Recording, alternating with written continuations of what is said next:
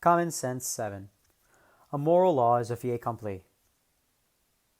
Brilliant minds have perched themselves in an ivory tower, sifting through the various moral frameworks of the past centuries.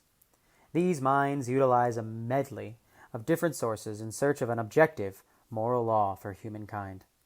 Sadly, none have succeeded, and some minds are still caught in meta-ethics, twisting a web searching for the boundaries of moral reasoning. To save my fellow brethren from the never-ending toil, I would like to suggest that a moral law is a fait accompli, a fact on the ground. Definitions. A moral law is a measurement of what is good and what is evil. A fait accompli is a political term that is an established fact. An example of a fait accompli would be the Russians the invasion of Crimea. Although technically Crimea was stolen and is still claimed by Ukraine, the Russians have it. No amount of rhetoric or sanctions will change the fact on the ground that Russian soldiers are guarding Crimea's borders. The fact on the ground is that people submit to Russian laws. The fact on the ground is that Russia is taking Crimea's resources. This is the definition of a fait accompli. Now I will contend that a moral law is a fait accompli by observing the fact on the ground. There are three facts on the ground. First, people claim that they have been wronged. Second, political systems are in place to punish behavior. And third, people claim that these political systems are wrong. People claim they have been wronged. This one is self-explanatory and observed in human behavior. Ever since youth, people claim, this man has stolen from me. I have been wronged. This is a fact. No matter how hard you argue, you must wrestle with this fait accompli. People claimed wrongs have been committed. Obviously, I have no need for further explanation.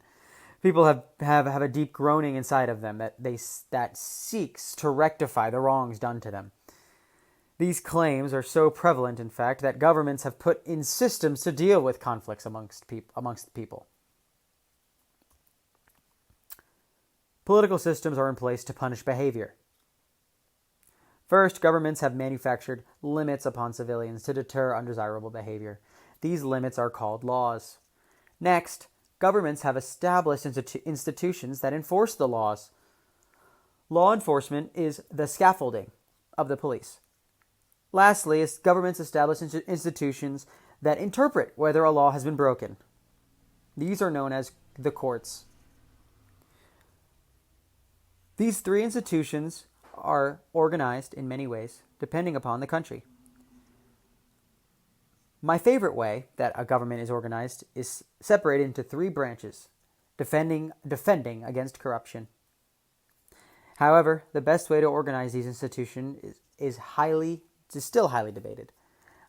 I am in favor of a corruption-less system, while others may value a speedy system. Arguments can be made for either system, and there are other ways to organize these institutions. But as it stands, political systems exist to punish undesirable behavior. This transitions us into my final point: society's disagreement about how the political system should be organized. People claim that these political systems are wrong. While some show their displeasure in others' actions, it would then stand to reason that society would be displeased with the government's executions of a political system. Simply, society disagrees with the current political systems. They say, I am being wronged by the political system.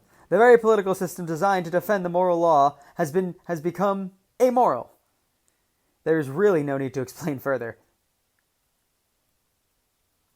Conclusion. If these three facts exist, then a moral law must exist. Philosophers can try to explain these three facts away with powerful rhetoric, but the fact on the ground, fait accompli, is that people claim they have been wronged. Political systems intend to punish bad behavior, and people claim that these political systems are amoral. Imagine a man with pain in his arm. A sensible doctor may seek the causes of the injured arm. An irrational doctor would try and convince his patient that the arm is uninjured.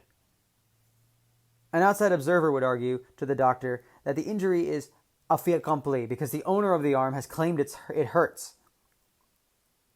In the same way, philosophers cannot convince a physically abused woman that no wrong has been committed. Therefore, a moral law is a fiat accompli, a fact on the ground. Therefore, since a moral law is self-evident, let us close the debate. Instead of arguing about a moral law, let us try to discern what the absolute moral law is. Regards, the new Publius.